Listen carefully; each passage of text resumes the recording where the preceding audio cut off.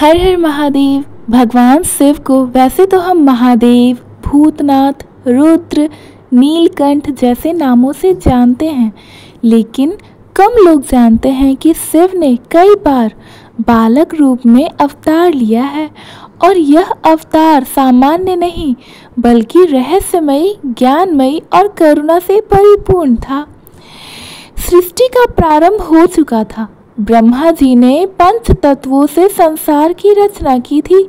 आकाश, वायु, अग्नि, जल और पृथ्वी से प्रजा का विस्तार हो रहा था, लेकिन उसमें संतुलन की कमी थी। कोई था जो रचना कर रहा था, लेकिन उसे नियंत्रित करने वाला कोई नहीं था। विनाश के बिना सृष्टि अधूरी थी। यह ब्रह्मा जी के मन में चिंता का विषय बना। उन्होंने गहन तपस्या आरंभ की। सहस्त्रों वर्षों तक उन्होंने ओम नमः शिवाय का जाप किया। उनकी तपस्या इतनी प्रबल थी कि सृष्टि में कंपन उत्पन्न हुई। तभी एक दिव्य ज्योति आकाश से प्रकट हुई।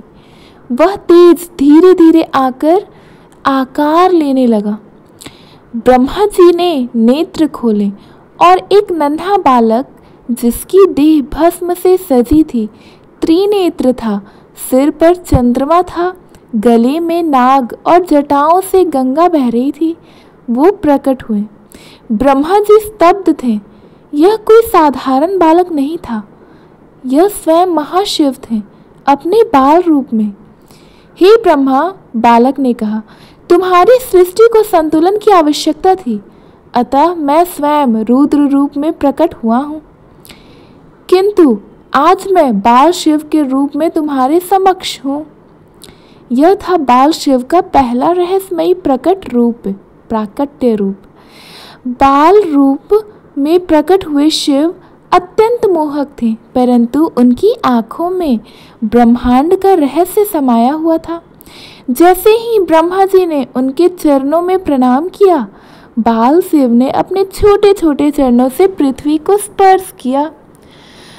उसी क्षण एक दिव्य ध्वनि गूंजी, नाद। वह नाद इतना रहस्यमयी था कि दिशाएं कंपायमान हो गई। गंधर्व, यक्ष, किन्नर सब आकुल हो उठे। बाल शिव ने अचानक अपनी दोनों बाहें उठाई और अपनी ही धुन में नृत्य करने लगे। यह कोई साधारण नृत्य नहीं था, यह था प्रथम तांडव। छोटे छोटे पैर जब पृथ्वी पर पड़े तो पहाड़ हिलने लगे, समुद्र उमड़ने लगे, आकाश में उल्काएं चमकने लगी। यह देख ब्रह्मा जी भयभीत हो गए।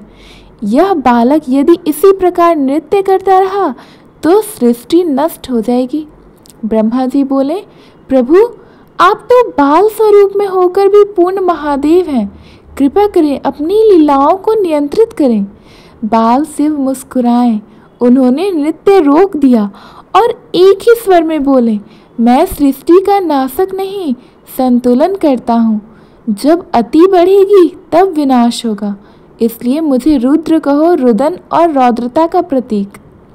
ब्रह्मा जी ने उनके इस रूप को नमन करते हुए कहा, हे बाल शिव, आज से आप इस सृष्टि के तीसरे स्तंभ हैं, संहारकर्ता किंतु कल्याणकारी।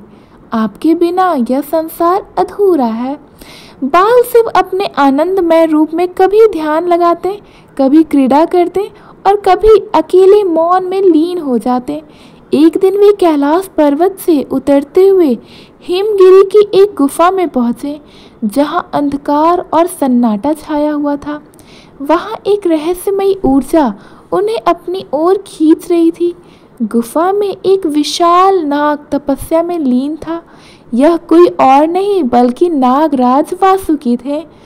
उनकी आंखें बंद थी जब चल रहा था ओम नमः शिवाय का।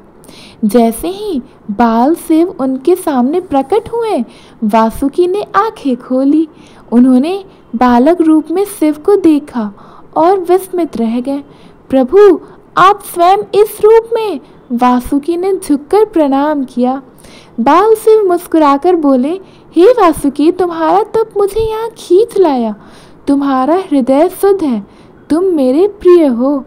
वासुकी ने विनम्र भाव से कहा, भगवान, मेरा एक ही अभिलाषा है, मैं सदा आपके साथ रहूं, आपके गले की शोभा बनूं। बाल शिव प्रसन्न हुए। उन्होंने अपना छोटा सा हाथ वासुकी शीश पर रखा और कहा, वासुकी, आज से तुम मेरे गले का आभूषण बनोगे। मैं तुम्हें अमरत्व, विष निरोधक शक्ति और तप प्रभाव का वरदान देता हूँ।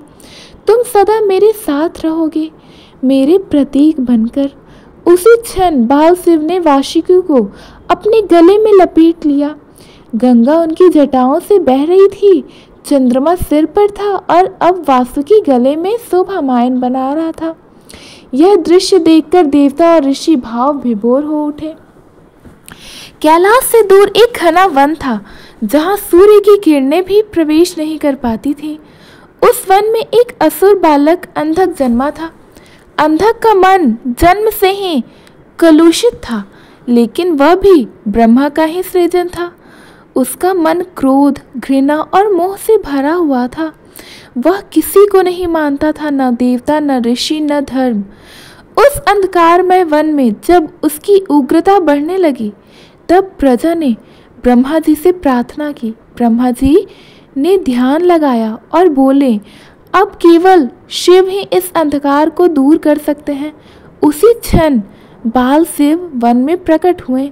उन्होंने अपनी जटाओं में से एक तेजस्वी प्रकाश निकाला। वह प्रकाश पूरे वन को अलौकिक कर रहा था। पशु पक्षी, पेड़ पौधे सभी चमत्कृत हो उठे। अंधक यह सब देखकर क्रोधित हो गया। वह बाल शिव की ओर दौड़ा। कौन है तू जो मेरे अंधकार को हरने आया है? बाल शिव मुस्कुराए और बोले, मैं वह हूँ जो अंधकार को भी अपने प्रेम से परिवर्तित कर सकता हूँ। अंधक ने उन पर हमला किया। बाल शिव ने अपने त्रिनेत्र से केवल एक तेज दृष्टि डाली और अंधक वहीं रुक गया। उसका शरीर कंपित होने लगा, आंखों से अश्रुधारा बहने लगी। मैं ऐसा क्यों बन गया? अंधक बोला। बाल शिव ने उसे गले से लगाया और कहा, हर आत्मा में शिव है, तू भी मेरा ही अंश है। अपने हृदय को प्रकाश दो और तुम मुक्त हो जाओगे। उसी क्षण अंधक के भीतर का अंधकार विलीन हो गया। वह ध्यानस्थ होकर वहीं समाधि में लीन हो गया। देवताओं ने आकाश से पुष्प वर्षा की। शिव की इस करुणा भरी बाल लीला को देखकर समस्त सृष्टि स्तब्ध हो गई। अब अगला अध्याय दूसरी वीडियो में। धन्यवाद। हर हर महादेव। अगर आपको ये वीडियो अच्छी लगी तो प्लीज़ हमारे वीडियो को लाइक करें, अपने फ्रेंड्स फैमिलीज़ के पास शेयर करें और हमारे चैनल को सब्सक्राइब करना ना भूलें। राधे राधे। हरे कृष्ण। जय श्री राम। हर हर महादेव।